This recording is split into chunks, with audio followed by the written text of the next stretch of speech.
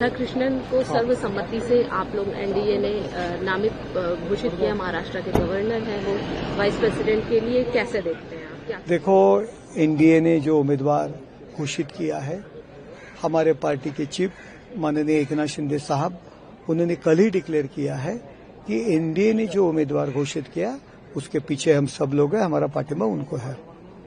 लेकिन सवाल ये है कि इस पे भी कांग्रेस आपत्ति जता रही है। कांग्रेस के लीडर कह रहे हैं, कुछ लीडर, कि ये बीजेपी और आरएसएस के कट्टर हैं और हम सेक्युलर पार्टी हैं, ये नॉन सेक्युलर है। ये देखो, बीजेपी के कट्टर है, उसमें क्या प्रॉब्लम क्या है उनको? बीजेपी के है।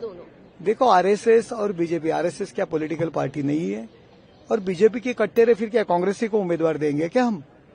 हम बीजेपी के कट्टर है, जो हमारे एनडीए अलायंस का जो मेंबर है उसको ही देंगे, इनको थोड़े देंगे, कांग्रेस को देंगे उम्मीदवारी। ये नौटंकी और बच्चों जैसी बातें कांग्रेस वाले कर रहे हैं।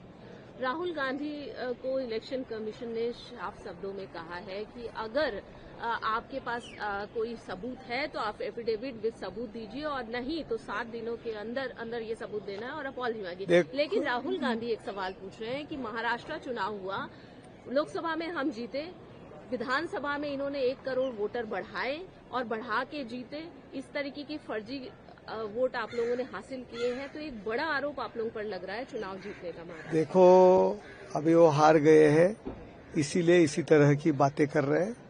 अगर फर्जी वोट डालते थे तो आदित्य ठाकरे कैसे चुन के आता था, जितेंद्र आव्हाड कैसे चुन के आता था? ये सब पप्पू जैसी बातें कर रहे हैं। चुनाव आयोग ने राहुल गांधी ऐसा नहीं कहना चाहिए था। पप्पू जी, आप जल्द ही जल्द पुरावे दे दो, ऐसा कहना चाहिए था। ये पप्पू जैसी बातें कर रहे हैं, उन पे ध्यान देने की जरूरत नहीं है। लेकिन राहुल गांधी एक सवाल पूछ रहे हैं कि सेम बातों का प्रयोग अनुराग ठाकुर ने किया, तब तो चुनाव आयोग ने एफिडेविट नहीं मांगा, मुझसे क्यों मांग रहे? बीजेपी और इलेक्शन कमीशन मिला हुआ है। देखो, अभी राहुल गांधी सब नौटंकी कर रहे हैं। आने वाली चुनाव में उनकी हार निश्चित है। दिल्ली में भी जहां वो रहते हैं, सालों से वहां दिल्ली में बैठ के राज करते थे, वहां भी विधायक वो चुन के नहीं ला सका, एक आंकड़ा भी नहीं वो ला सके। अभी बिहार में भी वो हारने वाले हैं, इसीलिए इसी तरह की बातें कर रहे हैं।